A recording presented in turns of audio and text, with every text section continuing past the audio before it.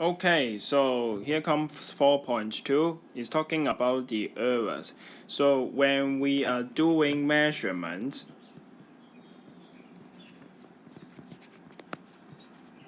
measure something, we always have errors. We cannot find the actual value basically. So the first part is talking about the concepts of the absolute error. Now the reason why we add the wordings absolutes in front of the error is that we always care about the positive value of the error. Okay, so when this becomes negative, we will always converting back the positive. So meaning that when we are trying to calculate the error, sometimes we trying to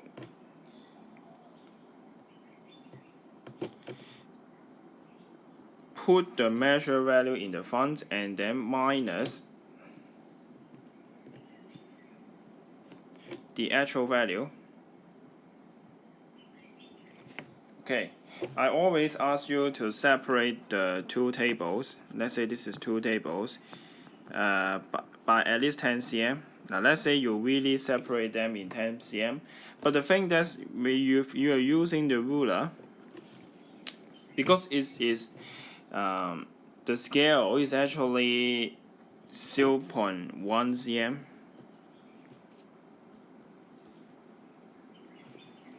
So sometimes because of some sort of constraint, you may not be exactly measured at 10 cm. So this is actually the measure value. So sometimes you may have a 9.9 or 10.1, and minus the actual value will become the absolute error. Okay, or sometimes the absolute error, sometimes we call it ABS, will be equal to the actual if the actual is larger, and then minus the measure value. Okay, so this is the concept of the error, the difference between the actual and the measure. Okay, so but normally we don't know the actual value.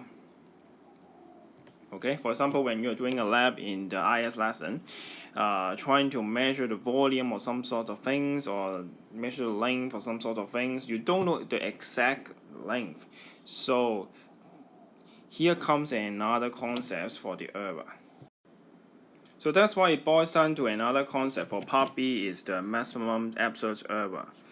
So you don't know the actual value.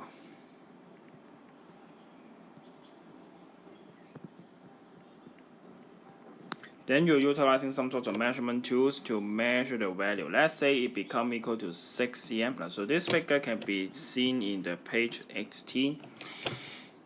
And because of the fact that, let's say this scale of the ruler is 1 cm for simplicity. So when the actual length fall in this range, let's say the actual length is here. Okay, so because it's fall between 5.5 cm and 6 cm, so actually you tend to think that it is equal to the 6 cm. Okay, of course sometimes if the value is too big, for example is fall between 6.5 cm and 7 cm, okay, so you tends to think that it is equal to 7 cm. Of course in the scale you cannot see 6.5 cm right here, it's just a middle line in between 6 cm and the 7 cm. So when it a little bit fall into the 7 cm, very close to the 7 cm, you tend to think that it is 7 cm. But if fall into this range, okay, this blue range, you will think that the actual length is actually fall in this interval. Okay, so it become the measure value here 6 cm, but actually the length is in between 5.5 cm and 6.5 cm. And actually, there's a relationship between the measure value 6 cm and 5.5 cm and 6.5 cm. Actually, when we are talking about, there's a scale right here, which is 1 cm, so 5 cm, and then become 6 cm, and become 7 cm for this measurement too. And to calculate this 6.5 cm to know the actual length is actually let the scale over 2 and then add the measure value. Let's say the m is the measure value, okay? So plus scale over 2 will become 6.5, and then m measure value minus scale over 2, it will become the 5.5, okay? So actually this scale over 2 is the concept of the maximum absolute error.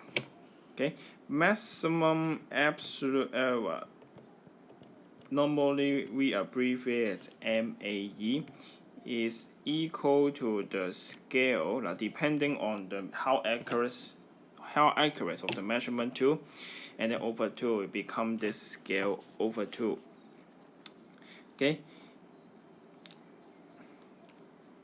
and this whole stuff, m minus scale over 2, is actually the lower limit of the actual value. Okay, lower limit. So the measure value, which is equal to m minus the MAE, maximum absolute error, which is the scale over 2, and the upper limit will become right here, measurement value plus scale over 2. That means the maximum absolute error. Okay, so the graphical representation to correlate the relationship between the measure value, the maximum absolute error, and the lower limit and the upper limit of the actual value is like this. Okay, so in algebraic approach, the actual value is in this range. Okay, so the lower limit and the actual value and the upper limit. So using this inequalities, so you can see that there is a one trick right here. So for the lower limit, you can see that the inequality sign has an equality sign right here. Okay, so that means it's inclusive, including the lower limit. That means this actual values is include the 5.5.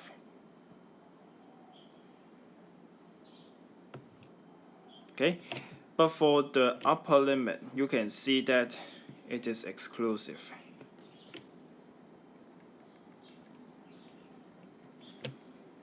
Okay, so you can see that for this figure, this 6.5 does not include in the actual length. Exclude. Oh, I don't have space. Okay, so that's the concept about the maximum absolute error, because we always don't know the actual value. So that's why we need some sort of concept like the lower limit, upper limit, in order to let us know the actual length range to have some sort of further calculations. Now another concept after we know the maximum absolute errors is that the errors can be accumulated. Now let's say if you are trying to measure a area of a table, so definitely you need the length and the width. Now let's say you are using a ruler as mentioned before. The scale is very poor, it's only 1 cm. Okay, and here comes the, let's say the length is equal to 10 cm, It's a very small table, let's say. And this is the width is equal to 5 cm, so this is the measure value.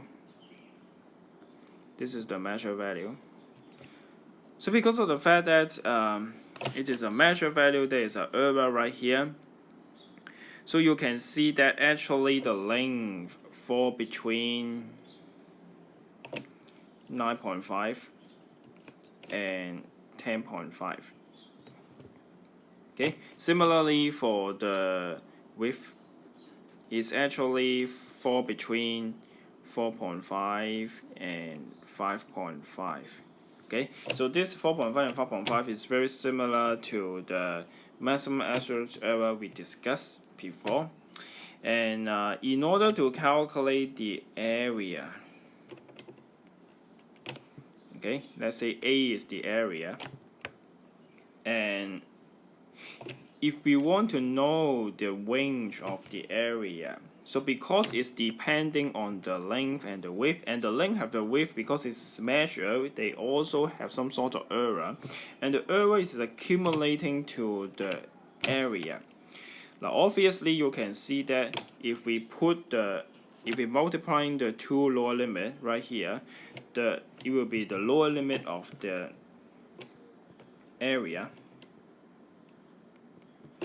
Okay, and then multiplying the upper limit, it will be the upper limit of the area. And you can see that by doing this some sort of multiplications, you can see that the error is accumulated by these multiplications. Okay, so you can see that when we are trying to calculate some volumes, let's say we are trying to calculate the volume of this box, you can see that the error is even more accumulated because you need 3 dimensions in order to calculate the volume instead of 2 dimensions in the area.